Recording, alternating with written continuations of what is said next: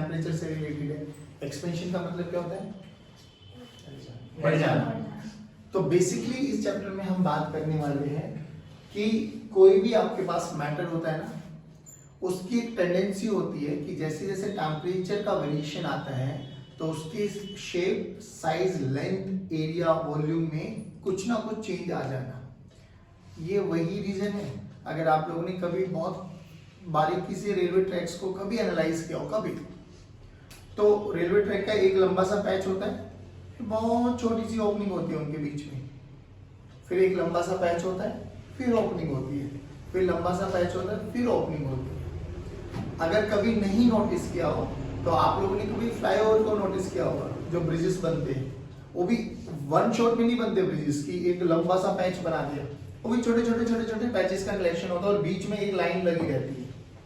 वो क्यों ऐसा ओपनिंग देते हैं? देखो कभी रेलवे ट्रैक्स देखना, कभी देखना, अगर बहुत आजकल देखो यूट्यूब पे हर चीज अवेलेबल है, आप देखोगे तो यू कम टू नो कि अगर आपके पास एक लंबा सा ट्रैक है ऐसे, ठीक है, ये पूरा एक पार्ट है, दूसरे पार्ट में एक छोटा सा स्पेस छोड़ देते हैं यहाँ पर,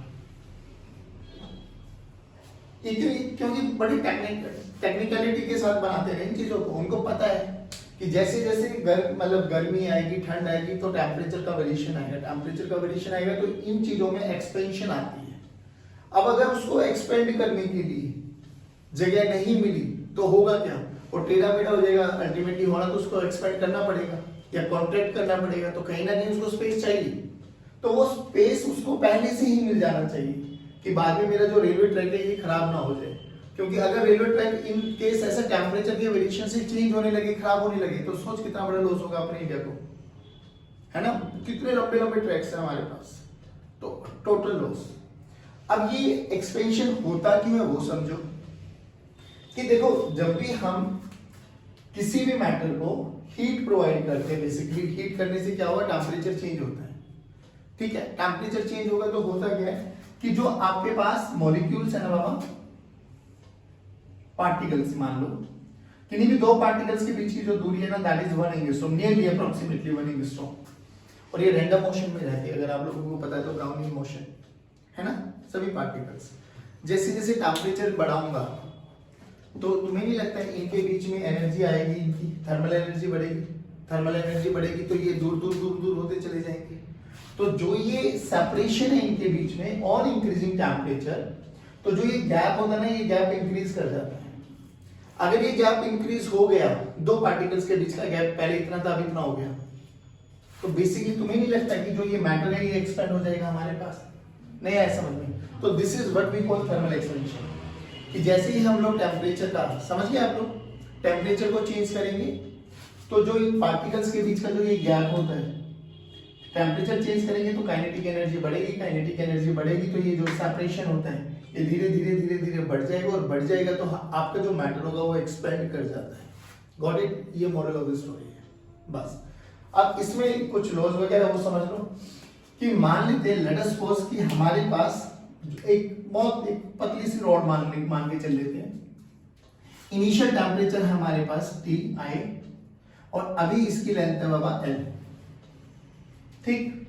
अच्छा, जो ये चेंज होता है ना बच्चों, ये बहुत छोटा सा चेंज होता है। ऐसे नहीं कि 1 मीटर की, वो सर्दी में हम लोगों ने 1 मीटर की रॉड खरीदी थी, वो 5 मीटर की हो गई गर्मियों में आते आते, अगली गर्मी में तो गई वही 20 मीटर। ऐसे तो मौज आ जाएगी हमारे पास, ऐसा कभी नहीं होता। बहुत बहुत स्मॉल वेरिएशन, बहुत छोटा सा वेरिएशन होता है। तो अब जैसे हम लोगों ने टेम्परेचर को चेंज कराया, ये फाइनल टेम्परेचर हुआ, तो ऑब्वियसली इसकी लेंथ में कुछ ना कुछ चेंज आया होगा, क्योंकि यहाँ पे जो पार्टिकल्स की काइनेटिक एनर्जी वो चेंज हुई है, जिसके कारण सेपरेशन जो ये गैप था ये इंक्रीज हो गया। तो अब ये वाला गैप आ गया, let's say L plus dl, ठीक है? This is L plus dl, ये हमें कैलकुलेट करना है dl। तो लॉ क्या कहती है कि जो ये dl है ना, change in length, directly proportion है कि कितना टेम्परेचर चेंज हुआ है। कम टेम्परेचर होगा तो कम एनर्जी का चेंज आएगा, मतलब कम एनर्जी गेन करेगा, ज्यादा होगा तो ज्यादा एनर्जी गेन करेगा। तो ये directly proportional to dt। dt is what बच्चा? चेंज इन, हाँ सभी बच्चे बोलेंगे चेंज इन टेम्परेचर। और dl क्या है बच्चों? Change in length. चलिए और दूसरा जो ये डीएल का वेरिएशन है ना, डायरेक्टली प्रोपोर्शनल है कि उसकी इनिशियल लेंथ कितनी है। जितनी ज्यादा इनिशियल लेंथ आएगा उतना ही ज्यादा चेंज आएगा। बात समझ में? तो इन दोनों भी डायरेक्टली प्रोपोर्शनल है।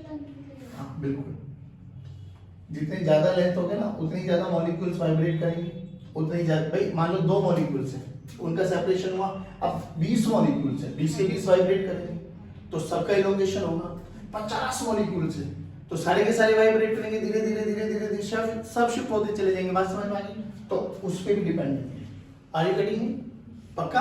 हाँ। अब इन दोनों को मर्ज करो तो DL is directly proportional to initial length into change in temperature. अब इस डायरेक्टली प्रोपोर्शन की वो हटा के अपन एक कांस्टेंट लिखते बच्चों, है ना। और यहाँ पे जो कांस्टेंट होता है वो क्या है? DL is equal to alpha. अब ये डायरेक्टली प्रोपोर्शन और अल्फा सेम ही है, तो दिस इज अल्फा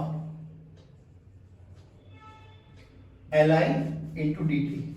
इस अल्फा को बोला जाता है बच्चों coefficient of linear expansion. Coefficient of linear expansion. बात समझ में आ गई? अब ये जो डीएल है, DL is what? Change in length. कैसे पता लगा चेंज इन लेंथ? भाई पहले एल फाइनल ये था मेरे पास, L plus DL. L initial ये है मेरे पास, एल, तो चेंज बोलो एल फाइनल माइनस, देखो यहाँ पे L final minus L initial, this is equal to alpha into L initial into DT. Done है बाबा? मुझे तो एल फाइनल निकालना है ना कि टेंपरेचर वेरिएशन के बाद कितनी लेंथ आई है मेरे पास। तो देखो क्या हुआ, एल इनिशियल उधर लेके चले जाओ, L initial plus alpha L initial into DT.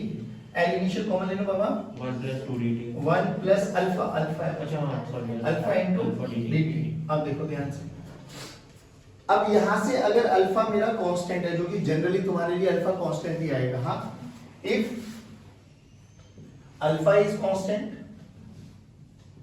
तो फिर तो कोई दिक्कत नहीं है। फिर क्या होगा हमारे पास? L final this is equal to L initial, L initial 1 plus alpha constant है, इसका इंटीग्रेशन करो dt और टाइम टेम्परेचर t इनिशियल से लेके t फाइनल, है ना। t इनिशियल से लेके t फाइनल। तो हम ये कहते हैं अगर अल्फा कांस्टेंट है तो देख हमारे लिए बड़ा सिंपल बन गया। भाई कोई भी जो मान लो ये आपके पास है, आपके पास कोई भी रॉड है, हाँ लीनियर वाला है, वो एलिमेंट है, उसकी इनिशियल लेंथ आपको दे दी लेट्स से 10 सेंटीमीटर, ठीक है। अल्फा दे दिया लेट्स से 10 की पावर -5। अब अल्फा की यूनिट सुन ले पहले, अल्फा की यूनिट क्या होगी? देख ध्यान से, ये एलएफ है ना, यहीं से निकाल लो।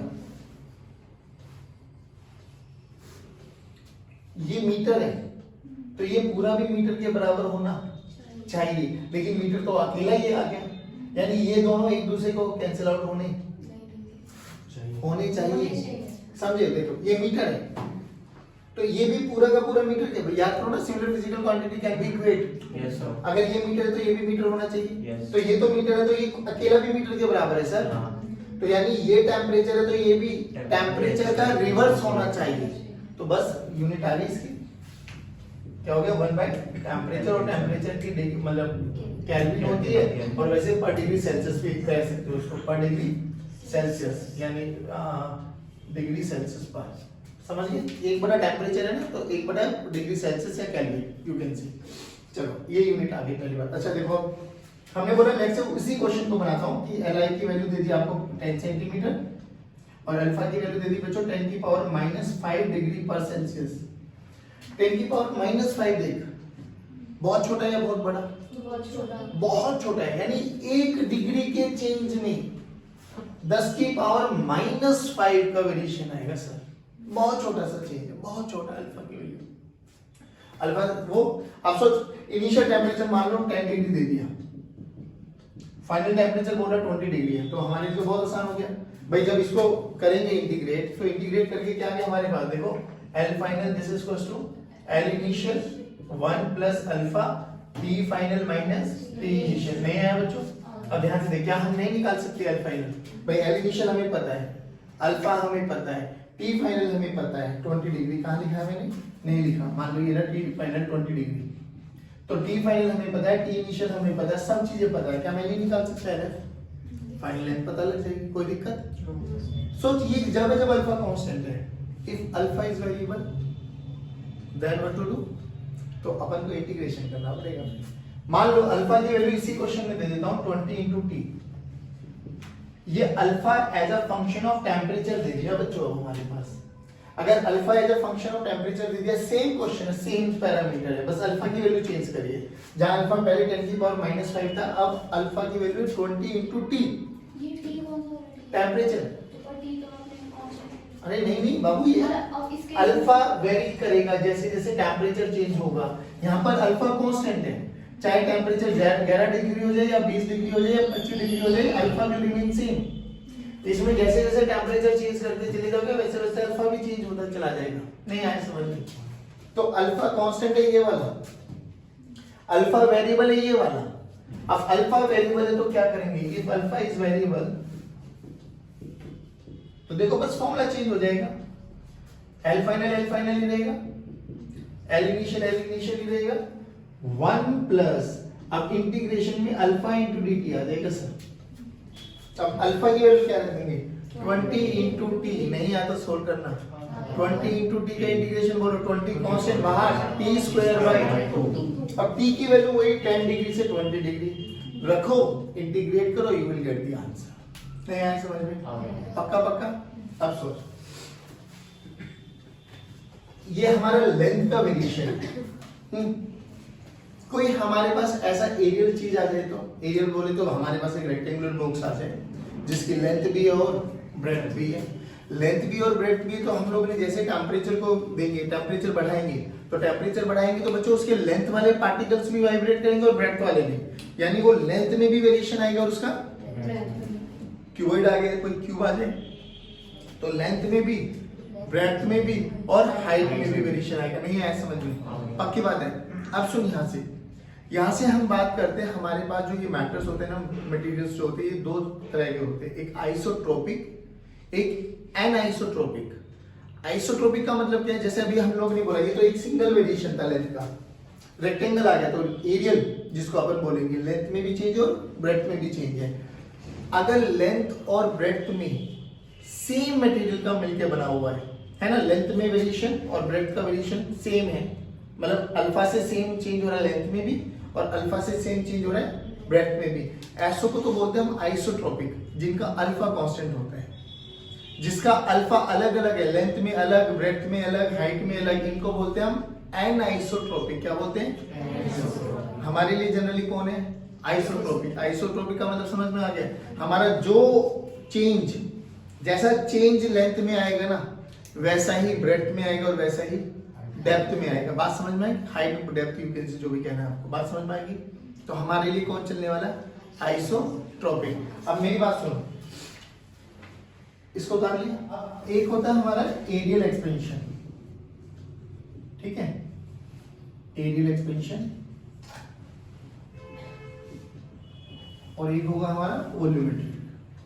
अब सुनो ध्यान से क्या होता है, सिंपल सा फंडा एक है दोस्त, कि मान लो मेरे पास एक रेक्टेंगल ब्लॉक है और मैं आइसोट्रोपिक के बारे में बात करूंगा, यानी लेंथ में भी और ब्रेड्थ में भी सेम वेरिएशन जाएगा, बिल्कुल सेम, सब मतलब सबका वेरिएशन सेम रहेगा इन ऑल पॉसिबल डायरेक्शन।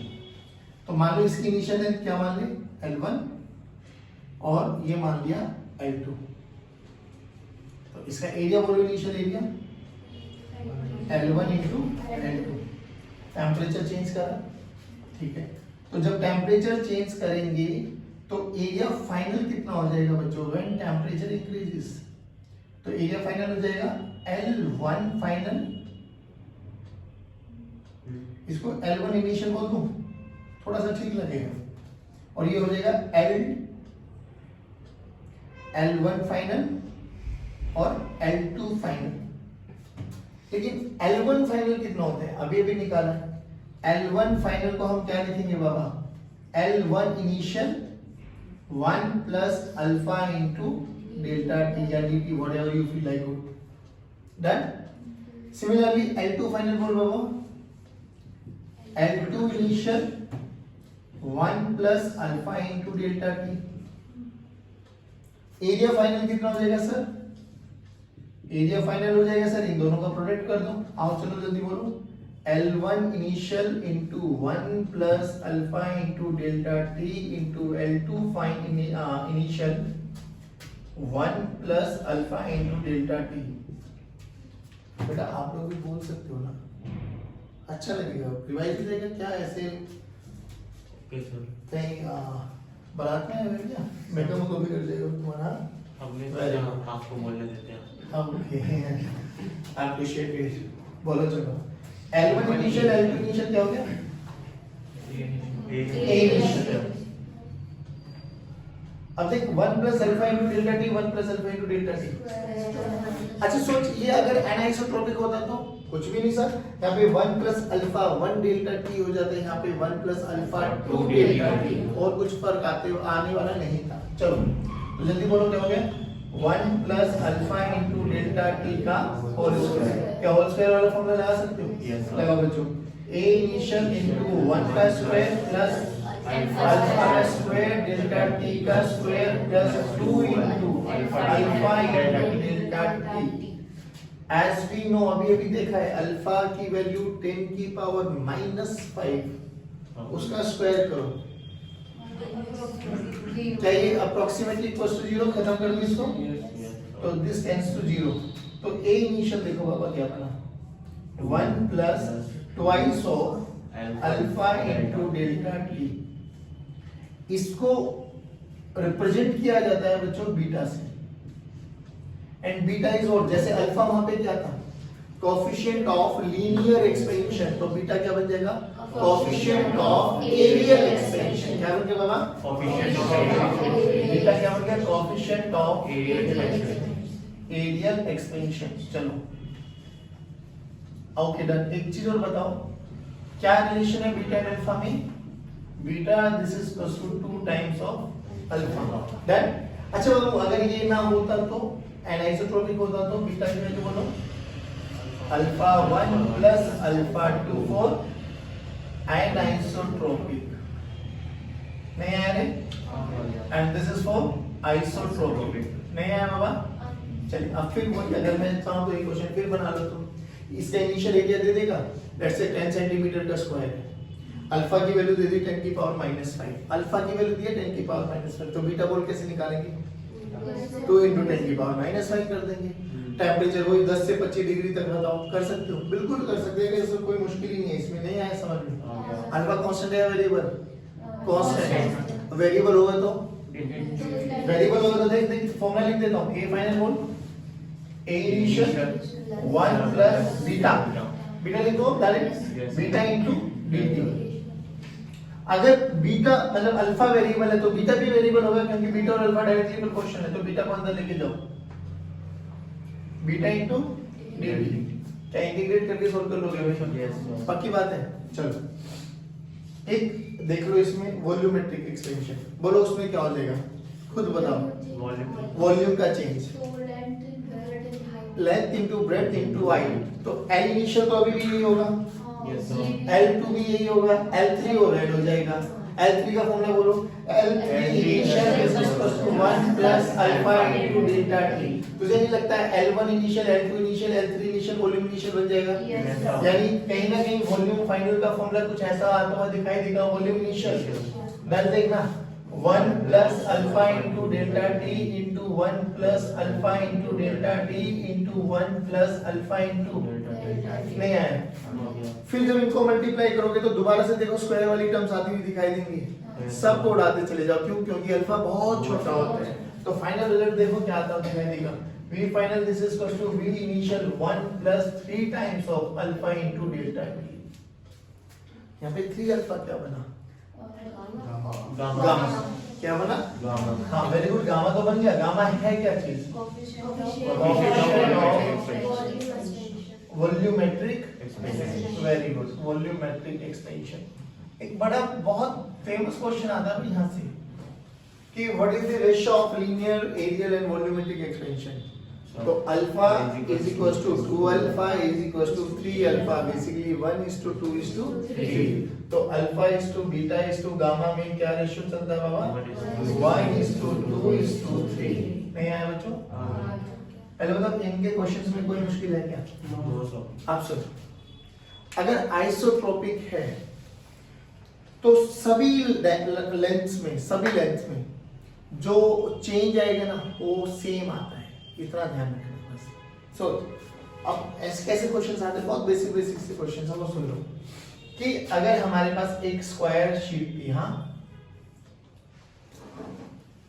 इसमें से हमने स्क्वायर शीट है बच्चों, साइड लेंथ ए मान लेते हैं, और आइसोट्रोपिक है बच्चे हमारे पास, इसमें से हम लोगों ने एक डिस्क को बाहर निकाल दिया जिसका रेडियस आर, ये खाली बन गया स्पेस, ठीक। नाउ ऑन इंक्रीजिंग टेम्परेचर, तो कमेंट ऑन आर एंड ए, क्या आर बढ़ेगा, ए घटेगा, ए बढ़ेगा, आर घटेंगे, दोनों बढ़ेंगे, दोनों घटेंगे, कमेंट करना, ठीक है। एक क्वेश्चन और बना रहा हूं, उस पे लिखना, सेम कमेंट करना, टेम्परेचर इंक्रीज करने के बाद ए और आर पे क्या वेरिएशन आएगा, एक बढ़ेगा एक घटेगा, दूसरा बढ़ेगा पहला घटेगा, दोनों बढ़ेंगे दोनों घटेंगे, बात समझ में आ गई। सिमिलरली एक क्वेश्चन और कि एक ये हमारे पास, ठीक, इसको बोलते हैं एनुलर, याद करो हमें भी बताएगी साइक्लोमास, इसका रेडियस ए, इसका रेडियस बी, टेम्परेचर बढ़ाने से इन पे भी क्या फर्क पड़ेगा, क्या ए बढ़ेगा बी घटेगा, ए घटेगा बी बढ़ेगा, दोनों बढ़ेंगे दोनों घटेंगे, ठीक है ना। सो दोनों बढ़ेगा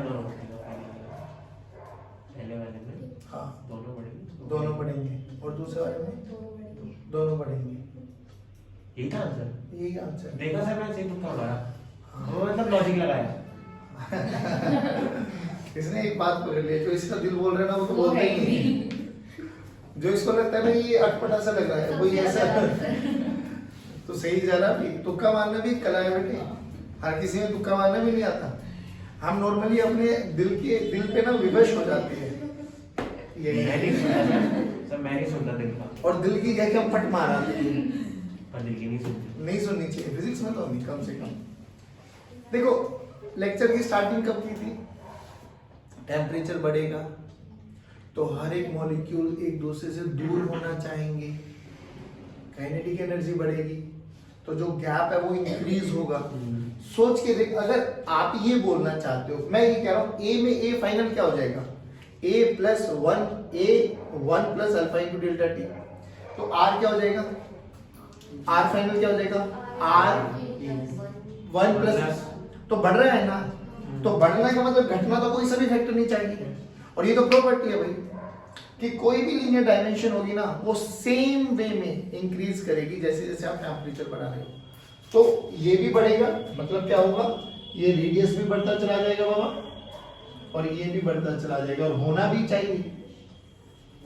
अगर एक बढ़ गया और एक घट गया तो फिर वो जो हमने बेसिक जहां से स्टार्ट किया था वो तो फेल हो गया हमारा। तो ये तो हॉल में तो खाली है ना, मतलब जो आपने कहा था ये आर मतलब निकाल दिया है ना इसमें से। अरे भाई तो ये रेडियस तो बढ़ जाएगा ना बेटा, रेडियस भी ये देखना, ये दो मॉलिक्यूल्स है हैं, कि मतलब जो ब्रिज वगैरह बनाते हैं उसमें स्पेस होता है तो हाँ। कम होता है ना, फिर उससे ज्यादा हो जाता है, क्या हो जाएगा, मतलब आपने बताया था ना कि अरे बेटे हमने स्टार्टिंग यही की थी ना कि ऐसे है, टेम्परेचर चेंज हो जाएगा तो एक्सपेंशन आती है ना, तो ये जब हाँ कम हो जाएगा ना एक्सपेंशन से, ये इसीलिए तो छोड़ा गया, एक्सपेंड करने का मौका दिया जाए, नहीं देंगे तो होगा क्या, अगर मैंने ऐसे ही एक ब्रिज बना दिया, टेम्परेचर चेंज हुआ, मॉलिक्यूल दूर दूर हुए, तो इनके पास है ही नहीं जगह, तो ये टेढ़ा मेढ़ा वहीं हो जाएगा, जग खा जाएगा, नहीं ऐसा ये चीज थी वो, पास में वाली, तो दोनों के दोनों में बढ़ जाएगा, बी भी बढ़ेगा और ए भी बढ़ेगा, ए भी बढ़ेगा और आर भी बढ़ेगा, बात समझ में आ गई।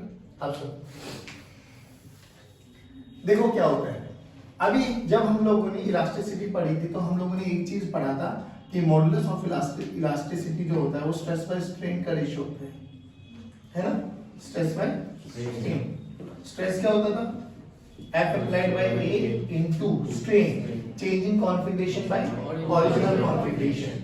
फिर हम लोगों ने बात की थी यहाँ पर कि अगर हम बात करें ये change in configuration, change in configuration by original, okay done. फिर हमने बात की थी कि ये तीन फर्दर और तीन पार्ट्स में डिवाइड किया था हम लोगों ने, Young's bulk modulus of rigidity. तो यंग्स मॉडुलस में हम लोगों ने क्या बोला था, F/A delta L by L। Bulk modulus में हम लोगों ने क्या बोला था, -V dP बाय dV। ऐसे मत देखो, और चारों तरफ से फोर्स पर यूनिट एरिया लग रहा था तो प्रेशर बोल देता, तो change in pressure per unit volume. और मॉडुलस ऑफ रिजिडिटी जब हम लोगों ने शेयर स्ट्रेस दिया था, tangential, are you getting me?